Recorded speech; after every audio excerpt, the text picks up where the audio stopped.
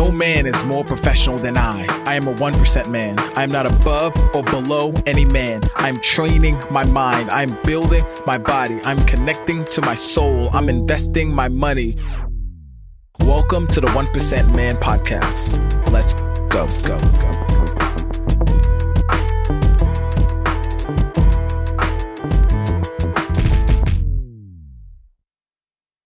Computer. 3, 2, 1. What's up, everyone? Welcome back to the 1% Man Podcast. I got my boy Christian here with me, Smutherman. Christian Smutherman. Christian, say what's up to the people. Hey, what's going on, y'all, man? I'm really privileged to be here. Looking forward to talking to my homie Bertrand and jumping in, man. I'm looking forward to the conversation. Oh, me too as well. You know what? Me and Christian had a whole episode that we should have hit record on because it was so good. It was just so good. It was just amazing. But I think the one thing I'll say this is that when you're in search for whether it's a connection, a relationship, money, or whatever it is, and you're open and you're abundant, whether you believe in God, the universe, whatever it is that you believe in, when you are searching for that and you're wholeheartedly seeking that will come to you.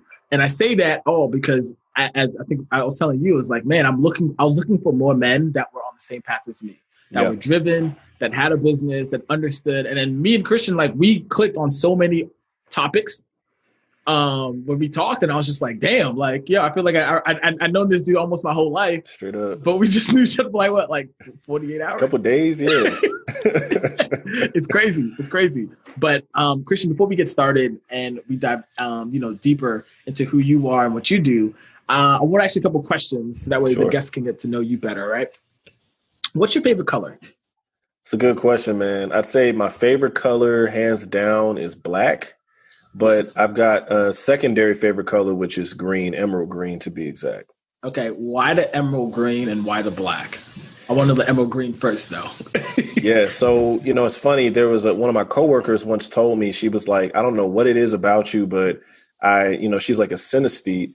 And she's like, when I look at you, I just see this green energy around you, and I thought that was so deep because I've always been attracted to the color green. Maybe it's because I've always had an entrepreneurial mindset, whether that's trying to get after the money. I've been like that since I was a little kid, but there's just something about green that just speaks vitality, that speaks growth, energy, evolution. And I've always been attracted to it. Got you. I love that. Now, why black? I don't know what it is about black, but, there's a lighter side to me and a darker side to me. And the black, I think, sort of is an emblem of that shadow state. I think that as a creative, I've always been drawn to, sort of the darker side of science fiction or dystopia, the sort of Sith Lord kind of energy, never was an emo kid or anything like that. But just that color black and black outfits, all black, was always something that just really stuck out to me. Dope. I was going to say, if I was in Star Wars, I would definitely be a Sith Lord. Would not be a Jedi. I probably would be too, to be I'm just saying, I love it so much better. Yeah. Christian, what is one value you have as a man that you hold that you would share with other men as well, and you wish they held it as well? Man, self-respect and self-love is cliche as that may sound. I think it's really important for men to understand their worth and their value at a universal level. And also at a deeply personal level. I've gone on a personal spiritual journey over the last couple of years where I've just really gotten in tune with myself, understanding myself on a mental, physical, spiritual, and creative level. And when you have that self-knowledge, what comes out of that is self-respect and self-love. So I would say those things are very important for any man to have. Damn, I love that. What is one experience you've had either this year or in your lifetime that you wish you could share with other men as well? Yeah, man, that's a tough one, man. So I can share something from last year, actually. Okay. If that's cool. Yeah. So I had a traumatic experience last year on Father's Day. I was out with some friends, and what ended up happening was we were going from bar to bar. It was pretty late at night, around 2 a.m. I got separated from them. And long story short, I got in an altercation with a guy. I was a little tipsy. I'm sure he was too. But it turned into a situation where 10 of his friends, whether they're in a gang or whatever, that's to be explored. But I ended up getting jumped by 10 people. They ended up pretty much severely damaging my shoulder, the back of my head, my ear. I got robbed. And I woke up, just completely messed up. And with one of my friends who actually had come to support me, who come to defend me, he was in a pool of blood. And, we ended up getting rushed to the hospital. I was with him in the ER for damn near 8 hours. And it was a crazy time, man. And after that, I was pretty much in a sling for about 2 months. It was difficult for me to move, get out of bed. And I started feeling really depressed because I had been on this upward trajectory to end up in this situation where I got cut down, and I found myself in a place where I had to make a decision. Either I'm going to continue to lay here in this bed feeling sorry for myself, or I'm going to take my life in my own hands and do something with it and start working on myself and bettering myself and recovering from my injuries. And so I chose the latter. I chose to work on myself. And it took me a very long time to get back to full health. But that process of making that decision, every day I would wake up and even on my injured shoulder, I'd do push-ups and I'd work out and I would rehabilitate myself because I didn't have insurance at the time. I had jumped into entrepreneurship, left my job.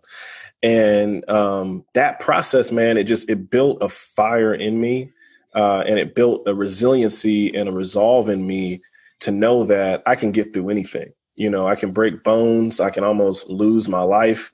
I can live without a phone, without money, and still be able to survive. And, I think as men, right, we have to know that we're capable of survival. We have to know that we're capable of taking life's challenges head on. And we have to know that even when we're put in a situation that seems like it's impossible to overcome, there's something deeply powerful within all of us that will empower us to overcome it if we look for it and if we allow that to rise up and unlock itself. And for me, I feel like I found that, and it's really put me on a path of self-improvement, progress, discovery, and really just having faith in myself and in my own power. Yes. So how do you, on the journey that you're on now, and that you're on this upward trajectory now, and you're back, how do you keep yourself going?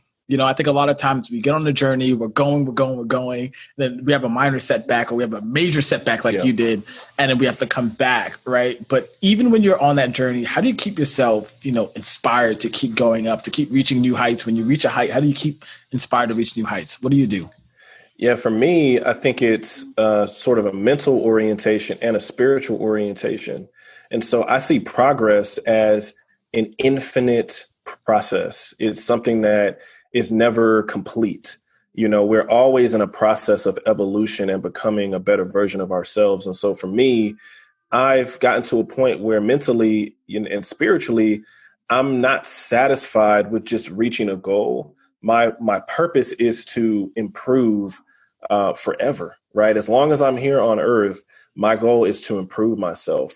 And so the engine that drives me each and every day is just having my eyes on that process of improvement and knowing that, and this isn't my idea. I got it from somewhere and I don't know where I got it from. And it's crazy that I'm about to say this because of everything you talk about with being a 1% man is if you have a focus of being 1% better every day, 1% better every day, you are going to improve each and every day. You don't have to be perfect day one, but if you focus on just being 1% better every day, you're going to look back years after applying that and be like, wow, I'm 1,000, 2,000, 3,000% better than I was, 3 years ago. And so for me, it's just having my eye on the prize, really being focused on continuous improvement and knowing that it's all about the journey. That's what it's about. It's not necessarily about achieving a specific goal as it is. Those goals are just benchmarks along your journey to infinite perfection in the eyes of God or the universe, however you see it. I love that you said that it's a journey and it's not the destination. I think so many times we get so caught up on like, I got to reach this point. I got to reach this point. But then you got to think about it. What's the bigger picture? And I think that's why, we talk a lot about vision, having a vision. And that's why it's so important to have that vision because, and we have even the vision map, and that, because it's like when you're trying to get from point A to point B, like your GPS, you need point A and then you need a point B. Yep. And the only way you get started is by getting honest about where you are right now to get to point B. Because if you're trying to get, say, from like here to like right now we're in DC, if we want to go to New York, but if we punch in, we're in Philadelphia, we're not going to get the right address to get there. So that's why I think it's so important, like for every man to be honest about where he is and then also seeing that larger picture with that vision. So definitely love that you said that you shared that. So I want to get more into it with you about this being a creative. What does that mean to you? And why is that important for men to understand about unleashing their creative side? Man, that's such an important question, man. It's a deep question, too. I don't know if I'm qualified per se to answer it, but I'll do the best that I can. I feel like human beings, we're creative beings. Yes. Whether you're religious or spiritual, there's this sort of universal aspect of who we are that's purely creative, from creating life and bringing life onto earth. To literally taking the ideas or the thoughts or images that we have in our mind and manifesting them in the physical reality, in the physical realm. 100%. And so for me, I have an understanding of that. And I've had a deep understanding of my creative self since I was a young child that was endowed in me by my mother. She was an artist, a writer, and she would always take us to the library. She would show me her drawings. She would show me her writings and encourage us to, my sister, my brother and I, to express ourselves creatively. And so it's always just been this sort of natural desire and process for me growing up. And I've had some challenges along the way. There are periods of time where, I feel like I just can't connect with myself creatively, or I don't really know how to unlock this idea that I have, or I feel like I'm putting so much pressure on myself, I'm not able to be creatively free. But what I've found is, when you're in tune with yourself and you're not putting judgment on yourself as a creative being, you're just allowing yourself to freely create, you end up finding yourself in what I would call a flow.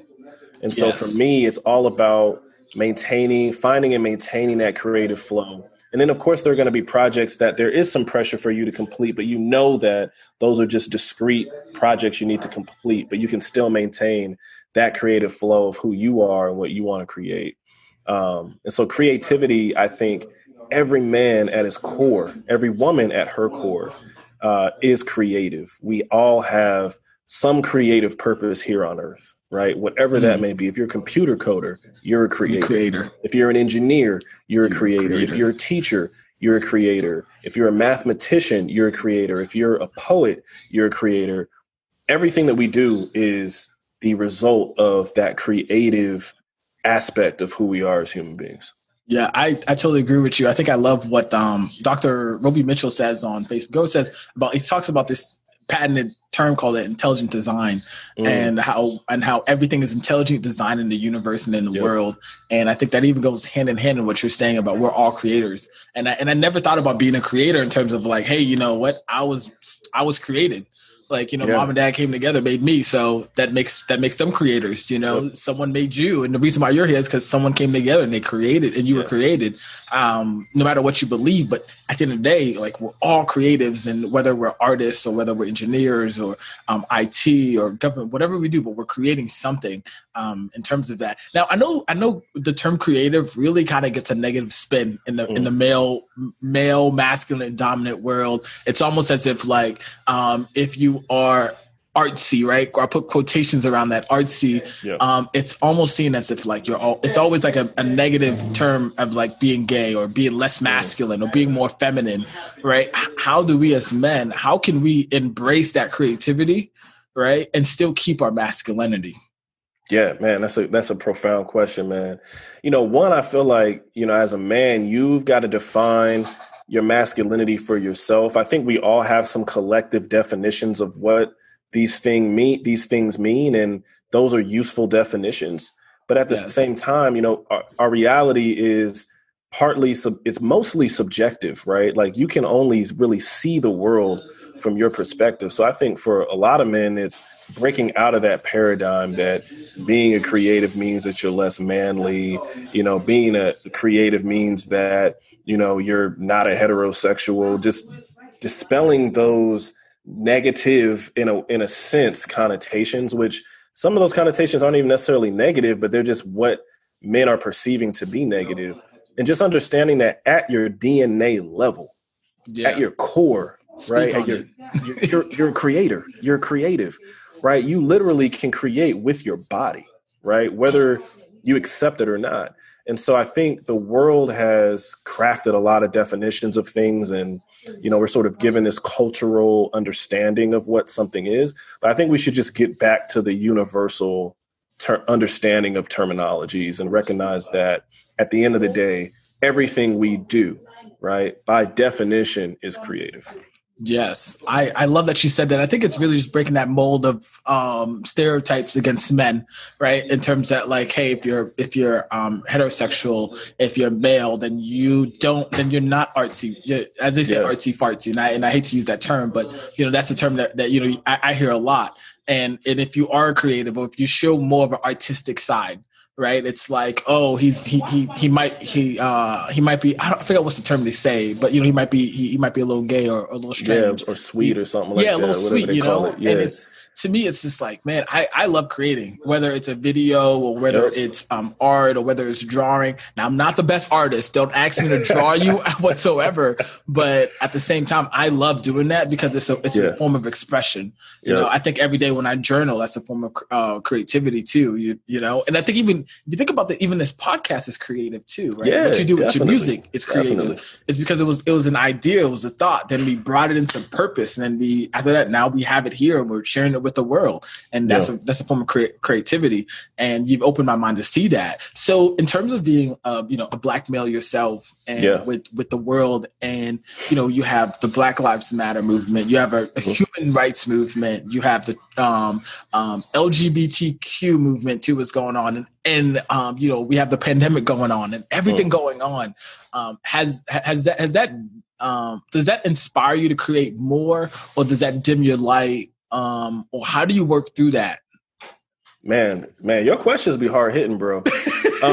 So it's interesting, man, because I feel like I've gotten to a place in my own journey where the things that are happening outside don't necessarily affect my internal compass or my internal temperature around who I am and what I like to do. And so, we live in a world where every day, every month, every year, there's something going on, right? There's some problem, some challenge to overcome, some form of oppression that exists across so many different vectors of identity.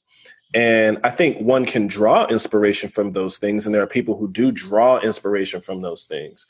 But I think there's also a world where, you are simply drawing inspiration from your own experiences and even connecting those things to what's going on, but not necessarily allowing those things to affect you. And so for me, I'd say, given everything that's happening, I can't say that it's necessarily dimmed my light, but it's just, for me, it's more that it has impressed upon me the importance of remaining faithful to my vision and remaining faithful to my purpose and remaining faithful to, my creative agency, and not allowing the world to dictate and define how I express myself, because I'm a music artist, I'm a writer, I'm an entrepreneur, I'm a videographer. There's so many different forms of art that I partake in.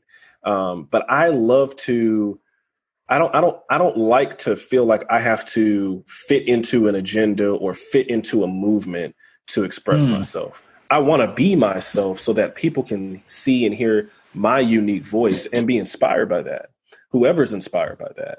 And so, as all these things are taking place, I think these are important movements. And I think that there are plenty of people who are going to be inspired by them. But personally, I seek to express my genuine self in my unique self without being necessarily affected by the world outside me as much. Dope. No, I love that you really you define for yourself who you're going to be. and you don't let the world define you. You don't live by society's standard. That's one thing that we preach here at the 1% Man Group, is that, you want to live by your standards. Set your standard first before you get out there, because the world's going to tell you how to be a man. But if you don't know who you are, you'll easily succumb. You'll get lost out there. You'll get 100%. Lost out there. You'll start chasing after things and movements and belief systems that, you don't even fully understand yourself. And I think it's important to know yourself first and know why you're here and what your journey is all about before you go out there, and start absorbing what the world is trying to push on you. I love that you said that. I want to touch a little more personal, in the little time that we have remaining, is right now, what's your biggest struggle as a man right now? Man, my biggest struggle, man, shoot.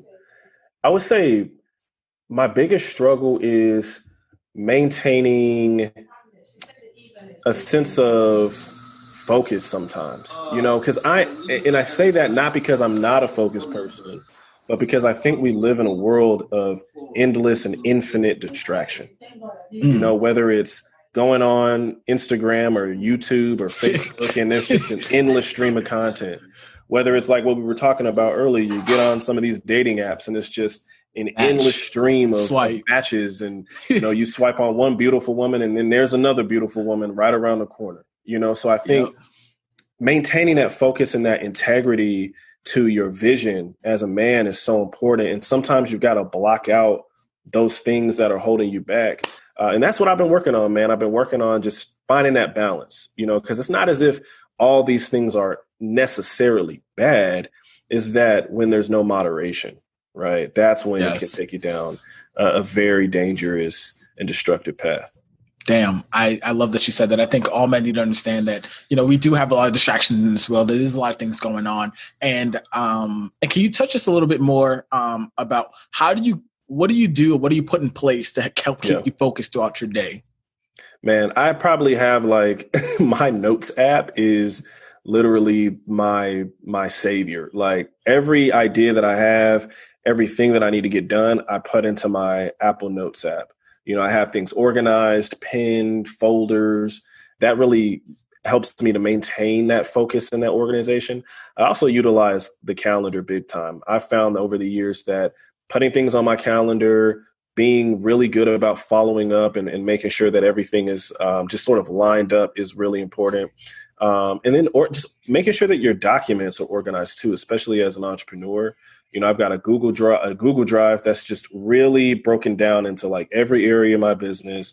This is by date. This is the document or form that I created, et cetera. So for me, it's just creating systems of organization that keep me on track. I've always been a very unorganized type B kind of person with type A tendencies, but I had to figure out how to, sort of push some of that type B stuff to the side and lean into that type A a little bit more. Okay. When you mean type B, type A, what does that mean? Like alpha or beta? That's what you mean? No. So not necessarily the alpha beta side of things, but more of type B being kind of all over the place, chill, not as anal about things. And then type A is just you're very focused, organized, meticulous. Everything has to be in one specific spot. You're just very, very meticulous, I'd say, is type A. Yeah. Yeah. No, I feel you on that one. I like that. And I want to move forward. I know I would love to get back to that, but I want to move forward next. What are you working on right now? What are you creating? So many things, man. Yes. I'd say the number one thing I'm working on right now is my company, the Business Accelerator, which is a platform for Black and anti-racist entrepreneurs to help them create businesses that are profitable and impactful. And so for me as an entrepreneur, when I first jumped out into the world, I didn't have any mentorship. I didn't have any guidance. I didn't have direction. And so I found myself chasing after every rabbit, right? And as the saying goes, if you're chasing after two rabbits, you'll never catch either one of them. Yes, and I had to really figure out how to focus in on what I was meant to do and what my purpose was as an entrepreneur, as a creative individual. And for me, I found that, my purpose is to help other people along their journey and becoming the best version of themselves and answering some of these tough questions as they embark on their journey of self-improvement, entrepreneurship, and creative agency.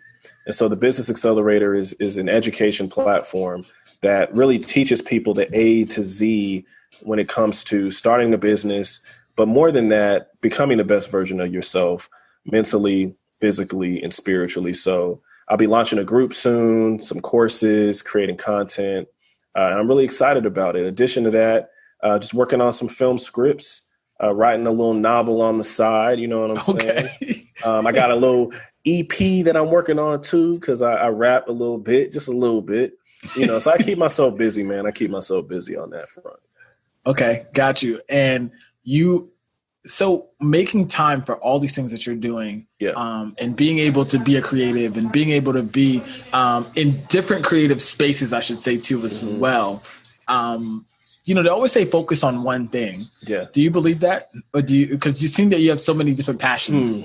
I used to, and I used to beat myself up about it because I used to think, oh man, like I used to listen to that and I'd be like, I can't get this done because I'm not able to focus. And then I realized that not everybody's the same.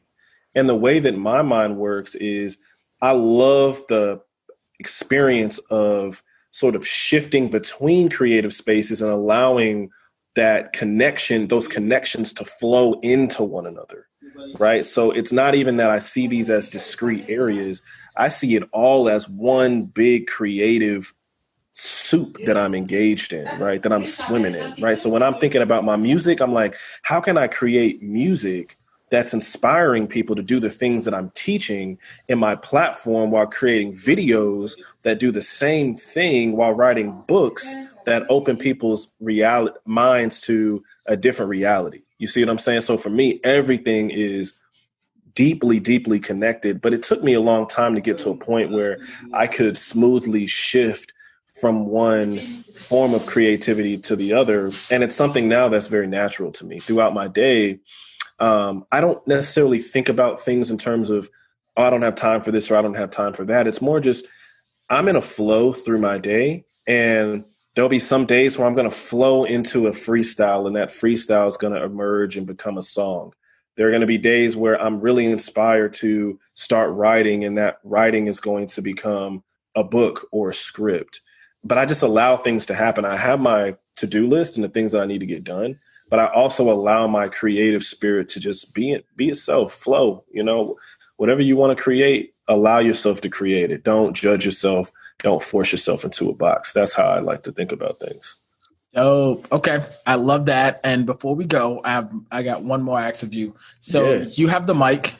All the men in the world are listening. Yeah. And what would be the message you shared if all the men were listening? Man, find your purpose. Find your purpose, your reason for being. You came to earth for a reason. You're not just here. You know, you're not just here to chase after money. You're not just here to chase after women. You're here to chase after the highest version of yourself. And to me, that is directly connected to your purpose as a man. And so for me, I encourage every man to be on their purpose and to seek that thing that's going to motivate and drive them to become the best version of themselves, become an infinite man. Yo, mic drop right there. Christian, thank you so much for coming out, brother. I appreciate you, man. Appreciate you for sharing. And I'm about to definitely have you back on. And man, you've heard it here first with Christian sharing. Take one thing that he said, apply it today in your life, and watch it change. And remember that your legacy starts today. Man, preach, bro. That's it right there.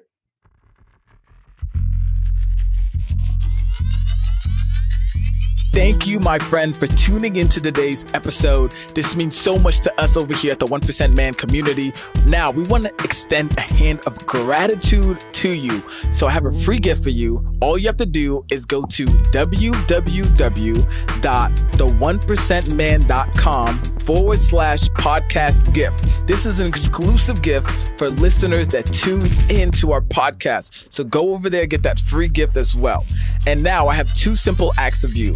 One, hit that subscribe button and leave us a comment and a 5-star review, because that helps us to see what you love about the podcast, and that helps us to bolster up in the rankings so more people can find us and listen to this pertinent information that we have for men of today's age. Last but not least, I want you to go back and listen to this podcast. Find just one thing that you can implement in your life today so you can move forward. Remember, progress over perfection. And till next time, my friend, your legacy starts today.